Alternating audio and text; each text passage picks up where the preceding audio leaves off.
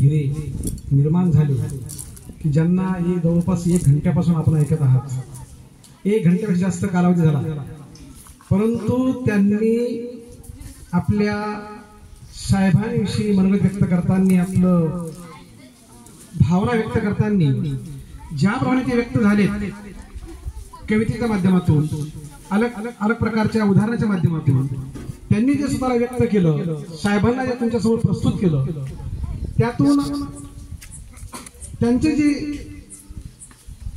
गुणवंत आहे, त्यांचा जो अभ्यास आहे, कारण ते सर्व गुण संपन्न आहे, त्यांच्या भाषणातून बोलताना तुम्हाला ते सर्व अनुभवायला आलंच आहे। ते साहित्यकार आहे, कवी आहे, लेखक आहे, कलाकार आहे, कित्येक अशा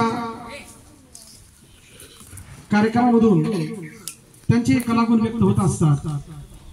आजच्या या क्षणी त्यांना आपण बोलावून व्यक्त करण्यासाठी जे आले, तर बघा एका शब्दावर तयार झाले।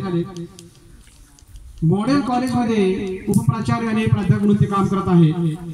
शुक्रवारच्या मीटिंगमध्ये, छोट्याशा मीटिंगमध्ये फक्त मी विषय व्यक्त केला होता की आपल्याला आदरणीय साहेबांच्या जयंती निमित्ताने एक सप्ताह साजरा करायचा आहे आणि त्या अनुषंगाने आज कोणीतरी एक वक्ता असला पाहिजे। त्यावेळेस खरात सरांनी फक्त सांगितलं की आपण उठवले सरांना बोलून घेऊया। त्याच वेळेस मी त्यांना फोन लावला आणि लगेच त्यांनी आपलं आमंत्रण स्वीकार केलं।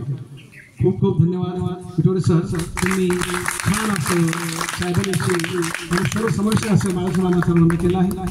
आजच्या या जयंती प्रसंगी उपस्थित कार्यक्रमाचे अध्यक्ष सन्माननीय पवारांना, त्याचबरोबर भुंगासे साहेब, गरड साहेब, त्यानंतर नामदेवरावजी कचरे साहेब, त्यानंतर जाधव साहेब, रंदे साहेब, सोबतच कचरे साहेब, मोताळे साहेब, रामेश्वरजी पठाण साहेब, रेडे